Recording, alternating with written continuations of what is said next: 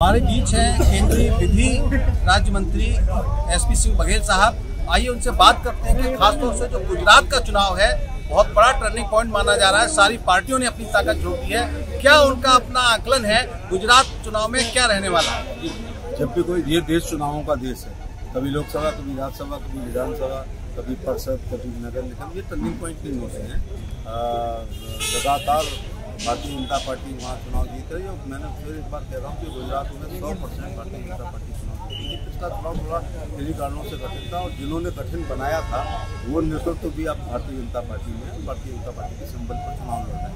तो माननीय प्रधानमंत्री जी के जो काम जो गुजरात चीफ मिनिस्टर हैं वो अभी भी बोल रहे हैं। मैं भी स्टैच्यू ऑफ यूनिटी और होकर के आया तो जो काम कांग्रेस को करना चाहिए था, जो जवाहरलाल नेहरू के बाद सरदार पटेल थे, उनके नाम पर प्रति और विश्व की सबसे ऊंची केवल मूर्ति नहीं लगाई है बल्कि एम्बियंस बहुत अच्छा है। नर्मदा का डैम है वहाँ पर, तो केवल स्टैच्यू ऑफ लिबर्टी ने केंद्र सरकार की जो कल्याणकारी योजनाएं हैं और गुजरात राज्य की योजनाएं हैं और खासतौर से वहाँ के बूथ अध्यक्ष से लेकर और राष्ट्रीय अध्यक्ष मेहनत कर रहे हैं, उससे गुजरात में पूर्ण बहुमत से कम निकलेगा। देखिए, आम आदमी पार्टी इस बार पहली बार दमदारी से लड़ रही है, कितना कुछ असर डाल पाएगी? क्योंकि उनका कहना है कि वो कांग्रेस को रिप्लेस कर रहे हैं।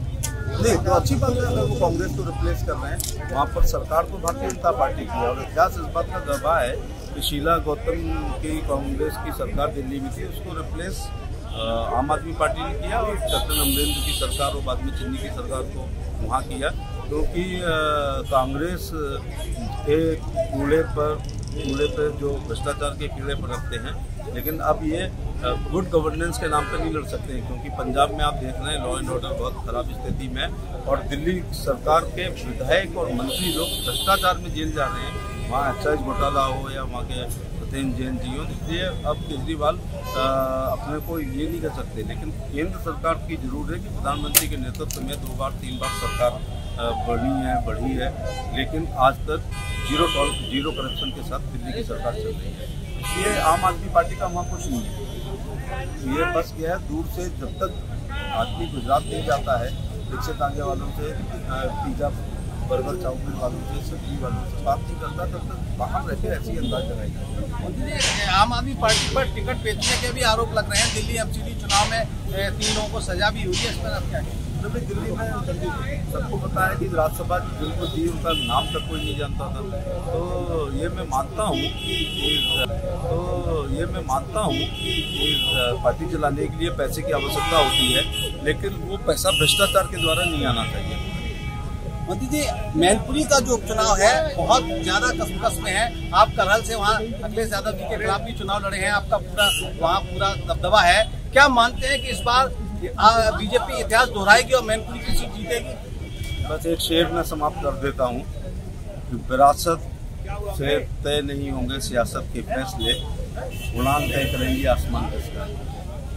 ये एक और सवाल है मंत्री जी, लास्ट सवाल है कि जो टिकट दिया गया रघुराज साकी को, ये माना जा रहा था कि शिवपाल यादव सपोर्ट करेंगे और बीजेपी आसानी से जीत जाएगी, लेकिन शिवपाल यादव अब पलटी मार चुके हैं, उनका एका हो गया अखिलेश जी के साथ। क्या लगता है राजनीतिक गलियारों में क्या इसका असर पड़ने वाला है? कोई अचंभे वाली बात नहीं है। चाचा चाणक्य ने बहुत साल पहले कहा था कि यदि राजा बहुत लोकप्रिय होगा तो उसके खिलाफ दुश्मन के दुश्मन हमारे दोस्त के सिद्धांत पर दुरभी संधियां हुआ करेंगी। ऐसे ही चचा भतीजे में दुरभ संधि हुआ है। बल्कि मैं कहना चाहूँगा एक दूसरे के लिए कि मुझे कोई और नहीं हो, तुझे कोई ठौर नहीं। पिछले 17 से लेकर 22 तक अगर किसी ने सर्वाधिक खोया है, उसका नाम शिवपाल यादव है। अपनी पार्टी बनाई, अखिलेश यादव से गठबंधन के लिए पहले तो भाजपा बाकी पार्टियों से करने की कोशिश की, लेकिन वो जितना सीटें मांग रहे थे कोई नहीं दे पाएगा। 80 सीटों से अखिलेश से उनकी बार्गेनिंग शुरू हुई। 70, 60, 50, 40, 30, 20, 10, 9, 8, 7, 6, 5, 4, 3, 2 होते हुए अब आप कहोगे 1 सीट मिली। 1 सीट नहीं मिली। साइकिल के सिंबल पर शिवपाल सिंह यादव जसवंत नगर में अखिलेश के प्रत्याशी थे, ना कि वो अपनी पार्टी के। एक भी सीट नहीं मिली आपका कहना? नॉट ए सिंगल सीट मिली। तो अगर उन्हें एक ही सीट लड़ना थी तो भारतीय जनता पार्टी जिता दी। तो ये थे एसपी सिंह बघेल साहब। इन्होंने साफ कहा कि मैनपुरी का रण भी वो जीतने जा रहे हैं और गुजरात चुनाव के बारे में उनका स्पष्ट आकलन है कि वहां पर बीजेपी पुनः वापसी करेगी और आम आदमी पार्टी के लिए उनका कहना है कि ये इस तरह की पार्टियां हैं जो कि टिकट भी बेचने का काम करती हैं और आती जाती रहती हैं। वहाँ चेहरे बदलते रहते हैं, कौन सा राज्यसभा में आना है, कौन सा जाना है, ये इसी तरह से तय होता है। राकेश भदौरिया, एबीपी गंगा।